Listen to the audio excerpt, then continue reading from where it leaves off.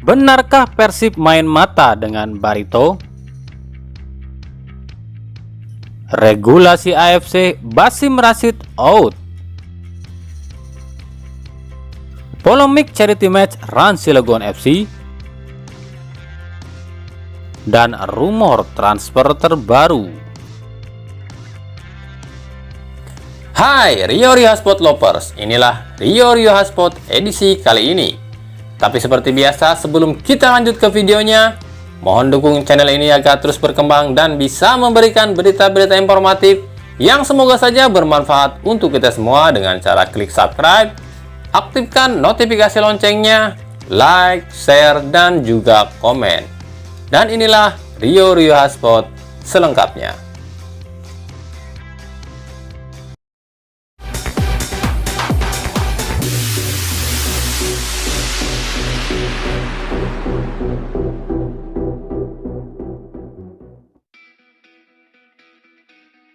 Hasil imbang antara Barito Putra kontra Persib Bandung membuat Barito lolos dari zona degradasi, namun harus membuat Persipura terdegradasi musim ini.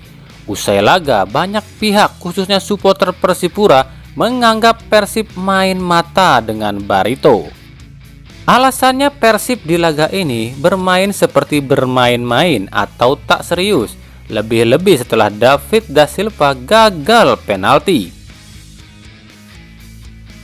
Supporter Persipura menyoroti kedekatan antara Persib dengan Barito yang membuat supporter Persipura menganggap Persib main mata dengan Barito. Mengenai hal ini, pelatih Persib Robert Rene Albert pun memberikan penjelasan. Setiap tim di pertandingan terakhir pastinya ingin menang dan menutup kompetisi dengan hasil sempurna. Kami pun demikian. Terbukti kami menguasai permainan dan ciptakan beberapa peluang, termasuk penalti, tapi sayang gagal dieksekusi. Jadi jika kami dianggap main mata, itu sama sekali tak masuk akal, ujar Robert Rene Albert. Sementara itu, AFC akhirnya menurunkan atau menerbitkan regulasinya, terutama soal kuota pemain asing. AFC memutuskan setiap tim yang akan berlaga di kompetisi AFC mulai musim 2022 harus dan wajib memakai 6 pemain asing, 5 pemain bebas, dan 1 Asia. Jika kurang dari itu, maka tim ini tak lolos persyaratan dan dianggap gugur. Jelas regulasi ini membuat Persib mau tak mau harus mencari 2 pemain asing baru. Bahkan bukan 2, tapi 4 pemain asing baru. Kenapa 4? Pasalnya Basim Rashid kabarnya menolak perpanjang kontrak di Persib. Kontrak Rashid telah berakhir 25 Maret lalu. Itulah sebabnya di laga terakhir kontrak Barito, Rashid tak dibawa. Sementara 1 pemain asing lagi yakni Bruno Katanhede akan habis kontraknya bulan Juni ini dan belum ada tanda-tanda akan diperpanjang. Jadi Persib selain harus mencari 2 pemain asing baru, Persib pun harus bersiap mencari pengganti 2 pemain asing yang ada jika benar 2 pemain asing ini hengkang. Untuk menggantikan Rashid, andai benar hengkang, para bobotoh menginginkan Taisei Marukawa. Namun kesempatan Persib dapatkan Marukawa sangat kecil. Pasalnya Persib terkenal dengan tim yang pelit. Sementara Marukawa meminta harga 15 miliar. Tentu Persib tak akan mau keluarkan uang segitu. Belum lagi Persib pun harus bersaing dengan tim-tim lain, termasuk tim-tim Sultan seperti Persis Solo, Rans Cilegon FC, PSS Semarang, dan juga Persebaya yang masih menginginkan Marukawa. Sementara untuk gantikan Bruno Katanhede, bobotoh meminta Siro Alves. Namun lagi-lagi Persib pun nampaknya sulit datangkan Siro, meskipun Siro telah menyatakan tertarik main di Persib. Persib sulit dapatkan Siro karena harga Siro yang melonjak menjadi hampir 11 miliar rupiah. Tentu tim-tim yang royal akan dengan mudah datangkan Siro, berbeda dengan Persib yang irit soal pengeluaran. Nah, lalu andaikan Rashid dan Bruno out dan digantikan Taisei dan Siro, Persib masih butuh 2 pemain asing lagi nih. Kira-kira siapa sih yang menurut kalian cocok untuk Persib? Silahkan tulis pendapat kalian di kolom komentar. Nanti pendapat kalian akan kita bahas peluangnya. Dari Persis Solo, keinginan Persis Solo datangkan Ciro Alves, Taisei Marukawa, Bruno Moreira, dan Marco Simic tampaknya akan terganjal, khususnya Marco Simic. Pasalnya, sejumlah klub tengah berburu tanda tangan Simic. Namun yang mengejutkan, Simic justru terlihat dekat dengan bos Rans Cilegon FC, Raffi Ahmad. Terlihat dalam unggahan Instastory-nya, Marco Simic tengah melakukan video call dengan Raffi Ahmad. Apalagi Raffi Ahmad adalah salah satu pemegang saham Persija Jakarta. Otomatis kesempatan Rans dapatkan Simic terbuka sangat lebar. Dari Bayangkara FC, usai finish di posisi 3 klasemen akhir BRI Liga 1 2021-2022, Bayangkara FC tak terlalu kecewa. Pasalnya Bayangkara FC masih bisa tampil di AFC musim 2023. Tapi tak seperti Bali United dan Persib Bandung yang otomatis lolos, Bayangkara FC harus jalani babak playoff untuk bisa tampil di AFC. Bayangkara FC harus melawan peringkat 3 dari tim-tim di Liga Asia. Jika lolos, ini berarti Indonesia akan memiliki 3 wakil di AFC musim depan.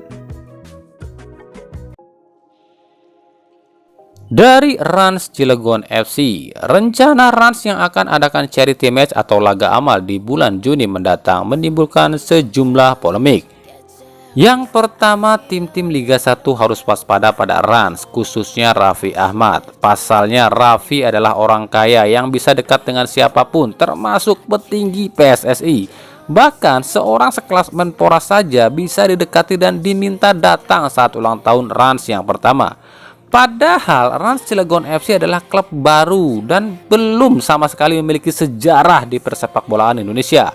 Jelas indikasi settingan di Liga 1 musim depan nampaknya bukan cuma akan ada, tapi akan semakin parah. Yang kedua, kenapa hanya 4 tim saja yang diundang di laga amal tersebut atau laga charity match ya, yakni Persis Solo, Persija Jakarta, Arema FC, dan tentu saja Rans Cilegon FC. Kenapa tak ada Bali United? Padahal laga ini salah satunya digelar di Bali. Kenapa tak ada Persib? Padahal Raffi Ahmad adalah orang Sunda. Jawabannya simpel. Raffi Ahmad dengan Kaisang dari Persis Solo adalah teman dekat, bahkan sesama artis. Raffi Ahmad dengan Gilang Widya adalah partner bisnis. Bahkan Arema dan Rans adalah satu tubuh. Lalu Persija sudah pasti. Raffi Ahmad adalah salah satu pemegang saham Persija. Jadi untuk pecinta sepak bola Indonesia, hati-hati dengan 4 tim ini musim depan.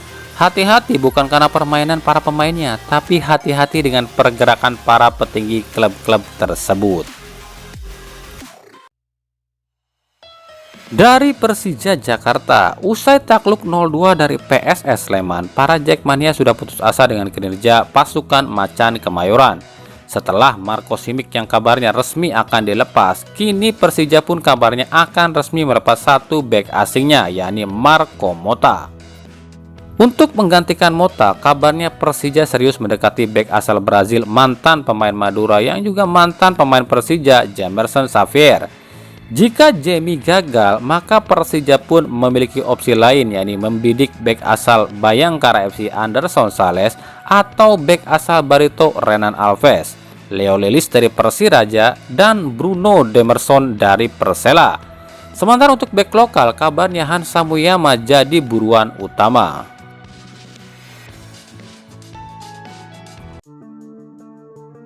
Dari Persebaya, usai kalah 1-2 atas Borneo FC di laga terakhir, posisi Persebaya pun melorot ke posisi 5 klasemen akhir. Bukan hanya itu, Persebaya pun harus kehilangan satu pemain andalannya musim depan. Ia adalah winger asal Brazil, Bruno Moreira. Bruno kabarnya akan resmi meninggalkan Persebaya musim depan. Klub Yunani kabarnya serius dan telah mengajukan tawaran pada pihak Bruno. Hal ini pun dibenarkan oleh pelatih Aji Santoso. Benar, Bruno nampaknya tak akan bersama kita musim depan. Ada klub Yunani yang sudah mengajukan tawaran dan sepertinya Bruno pun menerimanya, ujar Aji Santoso. Jika Bruno hengkang, Persebaya pun akan dipastikan kehilangan seluruh pemain asingnya. Pasalnya Taisei Marukawa pun kabarnya akan hengkang. Ditambah Arsenio Valvot yang resmi dilepas dan Ali Sesa yang kabarnya akan bermain di Liga Belgia musim depan. Nah, itulah tadi Rio Sport edisi kali ini. Ikuti terus berita seputar sepak bola khususnya Liga Indonesia dan pernak-perniknya hanya di Rio Sport. Terima kasih yang telah menyaksikan video ini dan mengunjungi channel ini. Kritik dan saran tetap kami nantikan di kolom komentar atau di media sosial kami di bawah ini. Sampai jumpa di video selanjutnya dan salam Rio Sport.